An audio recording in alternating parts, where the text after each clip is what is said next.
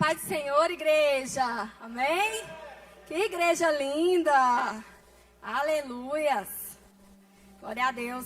Nós temos vivido dias de uma série de mensagens que o Senhor trouxe ao coração da nossa liderança, do nosso pastor.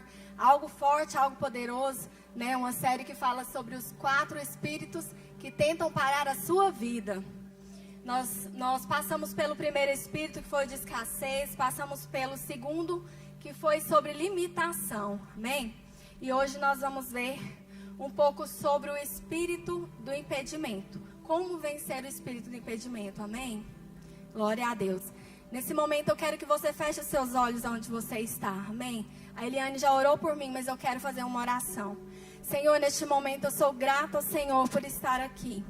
O Senhor sabe, ó Deus, da minha dependência ao Senhor. E neste momento eu peço que eu seja um instrumento dos céus neste lugar. Que da minha boca não saia nada de mim, mas que saia somente aquilo que for do Senhor. E que o Senhor fale ao coração da igreja. Assim como o Senhor falou ao meu coração, em nome de Jesus. Se você crê, diz amém. Glória a Deus. Eu quero convidar os irmãos para nós estarmos lendo o texto de Isaías 6, do 1 ao 8, amém? Aleluia, eu vou estar lendo aqui nessa tradução, amém? No ano em que morreu o rei Uzias, eu vi também ao Senhor assentado sobre um alto e sublime trono, e a cauda do seu manto enchia o templo. Deixa eu ler de cá.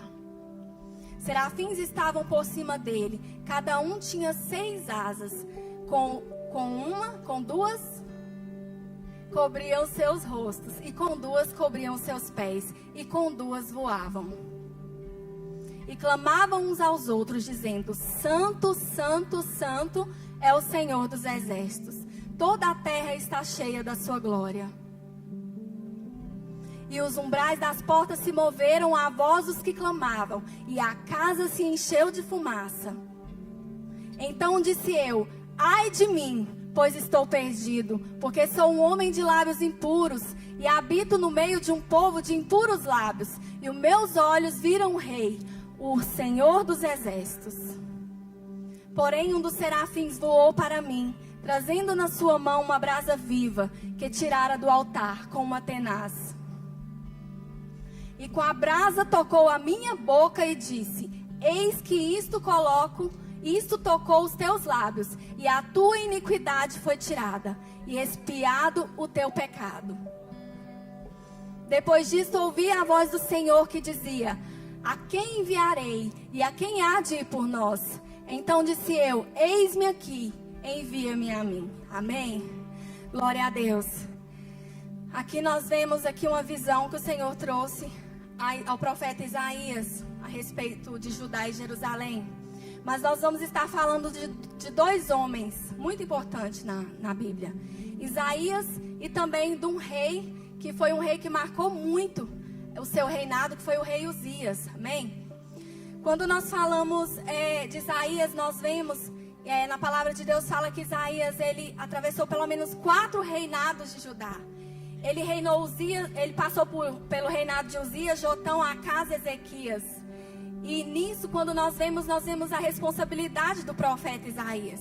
O profeta Isaías, ele não era um profeta que não tinha experiência, mas quando nós falamos dele, nós vemos um homem que já tinha passado por muitas experiências com o Senhor.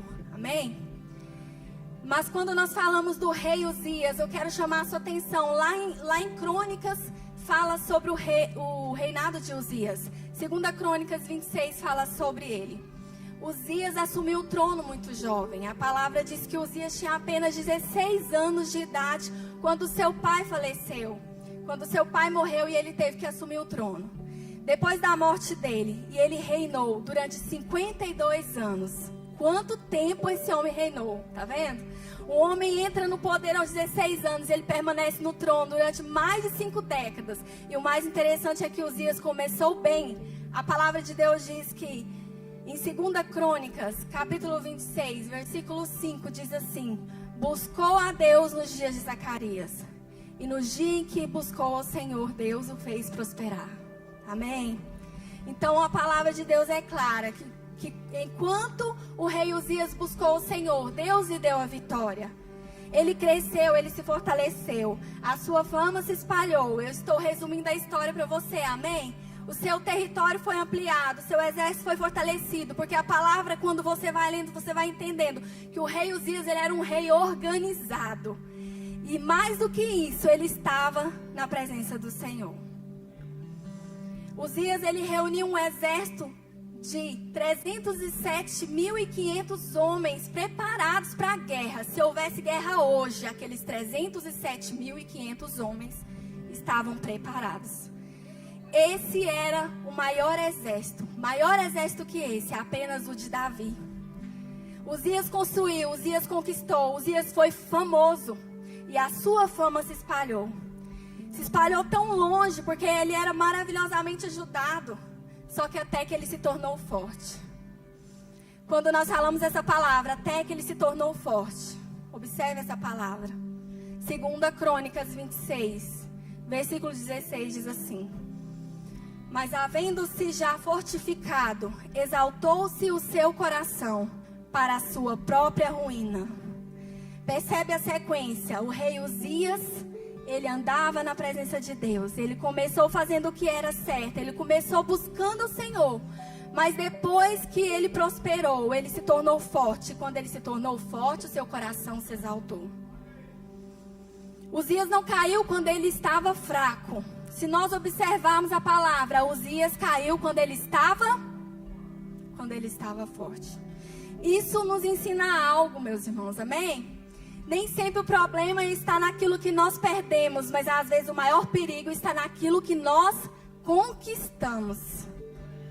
Porque nem todo mundo, muitas das vezes nós não estamos preparados para receber de Deus aquilo que nós queremos, aquilo que nós pedimos. Uzias, ele ultrapassou o limite. Se nós continuarmos na história, fala que Uzias, ele tentou oferecer um incenso, algo reservado somente aos sacerdotes, né, que era o lugar santo. Ele entrou lá no Santo dos Santos e foi queimar um incenso a Deus.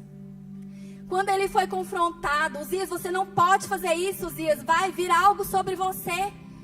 Você vai ser prejudicado por isso. Quando ele foi confrontado, a palavra diz que aquele homem, ele se irou.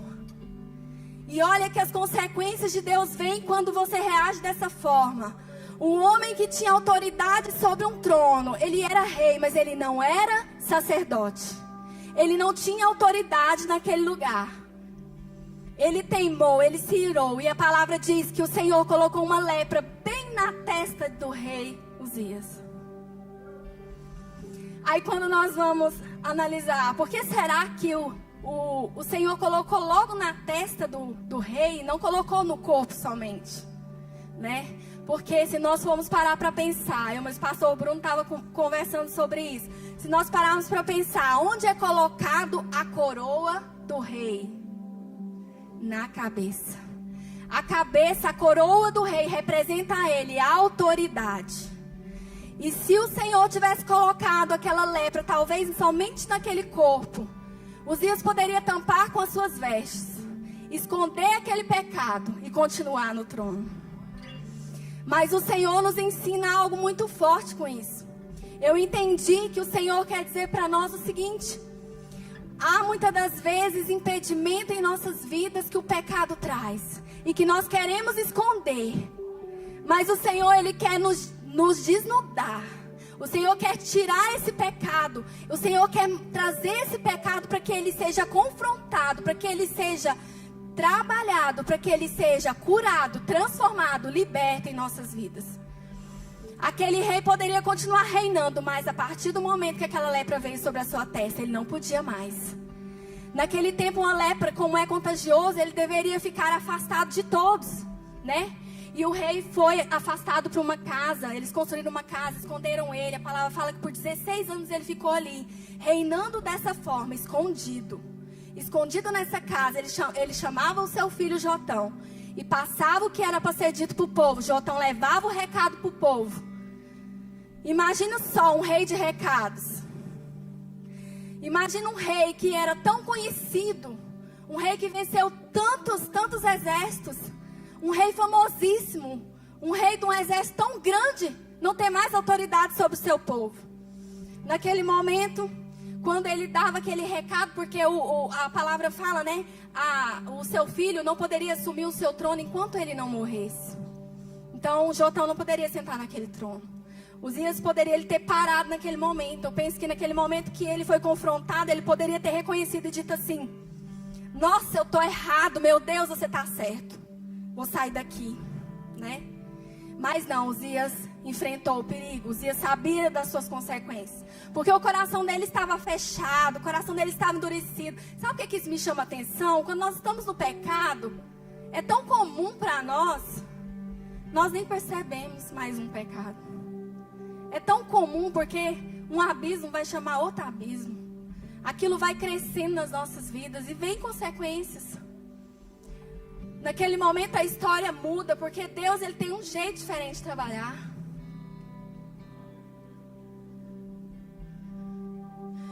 Quando nós vemos nós falamos de um trono vazio, nós lembramos de fraqueza. Quando os inimigos de Judá perceberam que o trono estava vazio, que o trono estava comprometido, eles começaram a avançar. Porque quando o inimigo percebe que não existe um comando, ele entende que existe uma oportunidade. Ele vê aquilo como uma vulnerabilidade e ele vê uma brecha e ali eu vou entrar. Agora é minha hora. Porque o que adianta ter um exército de tantos homens se ninguém consegue dar ordem? Não existe governo, não existe estrutura mais. Até que chega um dia que Uzias morre. Amém? E é exatamente nesse ano que Isaías tem uma visão. É nesse ano que nós vamos entrar aqui, ó, em Isaías capítulo 6, que nós lemos. Na visão que o Senhor trouxe ao seu coração. Lá no versículo 1 começa dizendo: no ano da morte do rei Uzias. Isaías olha para a realidade da terra. Ele vê um rei que morreu. Mas então ele olha para o céu e ele diz: eu vi o Senhor assentado sobre um alto e sublime trono. Amém? Glória a Deus. Aleluias. Ele viu o Senhor sentado no trono. Quando ao mesmo tempo o trono do rei, o trono na terra estava vazio, o Senhor mostra a sua glória. O Senhor diz assim: Isaías, não se preocupe, eu estou no controle, eu ainda estou no trono. Amém? O governo de Deus, ele não muda. Talvez Deus estivesse dizendo para Davi o mesmo que ele disse para nós hoje: olha para o trono, olha para cima e me veja. Não está vazio, o rei não morreu, mas o rei vive, amém? O rei Uzias morreu, veio em segurança, os inimigos avançou, Deus continuou no controle. Quantas vezes nós passamos por medo, insegurança? Quantos impedimentos vêm para nos parar, para nos limitar? Quando nós vimos na semana passada falando sobre limitações, quantas coisas vêm? O inimigo quer nos parar, o inimigo quer fazer com que nós venhamos enxergar somente algo aqui terreno, mas nós não somos daqui da terra, amém? A palavra diz que nós pertencemos aos céus, nós somos do reino. Quem é do reino, pensa alto, amém? Quem é do reino, enxerga alto. Quem é do reino, olha para o Senhor. Por mais que a dificuldade venha, as circunstâncias agem contra você, mas o Senhor age a seu favor, amém? O impedimento também pode estar na forma como você enxerga. Talvez uma situação ou a sua vida. Existe um problema que muitas vezes não está do lado de fora. Muitas vezes o problema está aqui, dentro de nós. Porque o mesmo cenário pode ter interpretações diferentes. Amém? Duas pessoas podem olhar para a mesma crise. Uma pode enxergar o fim e a outra pode enxergar a possibilidade. Quem é você diante de uma crise? Eu quero te fazer essa pergunta. Quem é você diante desse impedimento, diante desses demônios que se levantam contra a sua vida para te parar, para te impedir? Você é aquele que enxerga uma possibilidade? Você é aquele que olha para Cristo no trono da sua vida? Ou você é aquele que coloca outra coisa no lugar do trono do Senhor? Existem problemas, mas nós temos Cristo para nós enfrentarmos. É por isso que a Bíblia diz em 2 Coríntios capítulo 5, versículo 7. Porque nós andamos por fé e não... Nós andamos por fé e não... Muito bem. E não pelo que vemos. É essa fé que nos faz enxergar a possibilidade. Não é algo natural, não é algo de mim, não é algo de você. Somente em Cristo nós vamos conseguir prosseguir dessa forma. Paulo não diz que nós não vemos. Se nós repararmos esse versículo, nós vemos. Nós reconhecemos o problema muitas vezes. Mas nós reconhecemos aquilo que está diante dos nossos olhos. Mas nós não somos chamados para isso. Aquilo que você vê é real, mas não pode ser tudo. O problema é que muitas vezes nós colocamos no trono aquilo que deveria estar apenas diante dos nossos olhos. Talvez seja exatamente isso que Deus trouxe você, que Deus me trouxe aqui para ouvir hoje, amém? Entender que talvez como pai, como mãe, como filho, nós temos, as coisas fogem do nosso controle, nós perdemos o controle muitas vezes. Talvez como um líder você perde o controle das coisas, como um governador perde o controle, um presidente perde o controle das coisas.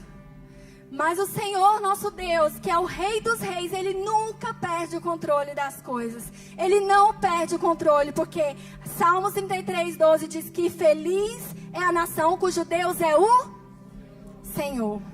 Que nós possamos olhar para o Senhor, para o trono do Senhor, porque a sua força pode ter acabado hoje, a sua capacidade de controlar pode ter chegado ao limite, mas Deus nos mostra que a dependência tem que ser dele, amém? Você crê que você pode e deve continuar na presença dele, na dependência dele, amém? O que levou à queda do rei Uzias foi justamente se afastar de Deus. Ele começou a se achar autossuficiente. Isso inflamou o coração dele, deixou ele cego. O pecado o impediu de reconhecer o seu erro. Naquele momento que os sacerdotes deram a bronca, ele poderia ter recuado. Observe a sua vida. Eu quero te convidar que nessa noite você possa fazer uma reflexão como está dentro de você. Observe a sua vida. Você tem enfrentado o pecado? Você tem se afastado da presença do mal? Ou você muitas vezes tem deixado com que o inimigo sente no trono da sua vida? A nossa maior armadilha é confundirmos aquilo que nós estamos vendo com aquilo que é possível. A possibilidade não é sinônimo de visibilidade. Amém? Você não precisa enxergar uma saída para Deus fazer na sua vida. Deus já sabe o que tem que fazer na sua vida. Hebreus 11:1 diz: ora, a fé é a certeza de coisas que se esperam e a convicção de fatos que não se veem. É por isso e é pela fé que nós temos que andar. A fé, ela não trabalha apenas com aquilo que já é visível, com aquilo que é natural. Como eu acabei de falar, nós somos de outro mundo, amém?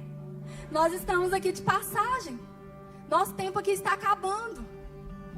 Cada dia está menor o nosso tempo aqui. Você não pode estar diante de um problema real e ainda assim ficar fazendo interpretação equivocada sobre esse problema. Você tem que olhar para ele, sabe? E enxergar a força que você tem em Cristo para vencer aquele problema.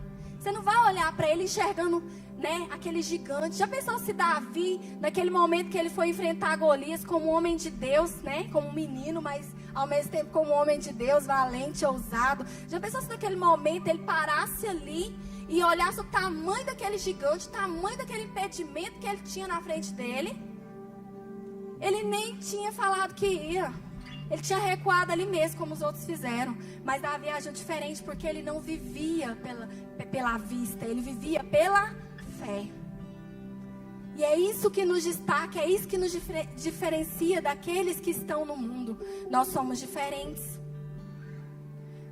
Isso não deve definir a nossa identidade. O nosso erro não é a nossa identidade. Qual que é o impedimento que você construiu? Muitas vezes nós construímos algo em nós. Existe uma coisa que nós precisamos admitir: nem todo impedimento está no caminho. Alguns impedimentos foram construídos em nós. Talvez seja um dos impedimentos mais perigosos, sabia? Porque quando o impedimento está do lado de fora, nós conseguimos identificar e resolver. Mas quando o impedimento está dentro de nós, nós começamos a acreditar que ele faz parte de nós. Pouco a pouco aquilo começa como uma circunstância e se transforma em uma identidade. O impedimento deixa de ser algo que você enfrenta e passa a ser algo através do qual você enxerga. É aquilo que nós precisamos entender. O nosso cérebro ele não está programado para buscar simplesmente a verdade. Ele busca também previsibilidade. Pastor Bruno até falou sobre isso. Isso está na psicologia. Ele fala sobre isso no livro dele.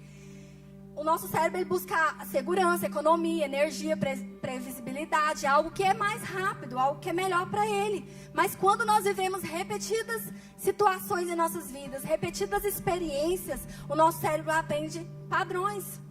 Se você fracassa muitas vezes, você vai ver que você começa a antecipar o fracasso na sua vida. Antes de acontecer, você já está enxergando que você vai fracassar naquilo ali. Se você vive situações de ameaça, muitas vezes, às vezes você pode começar a perceber a ameaça antes mesmo dela chegar em você. Se você repetiu durante anos esse comportamento, seu cérebro começa a tratar essa frase como algo de previsão. E aquilo que você prevê influencia na sua vida. É por isso que nós temos que construir uma barreira mental em nossas vidas contra esses impedimentos que nos afastam do trono do Senhor. Quando nós olhamos para esse contexto dessa história, nós vemos que se nós acreditamos que ninguém gosta de nós, nós vamos perceber facilmente o sinal da rejeição. Se você ficar olhando para esse risco, você vai acreditar que você não é capaz. E qualquer dificuldade vai virar o quê? Uma confirmação na sua vida. Então acontece uma inversão de valores. Você não interpreta mais a realidade para descobrir o que ela é. Você interpreta a realidade para confirmar aquilo que você já acredita em você.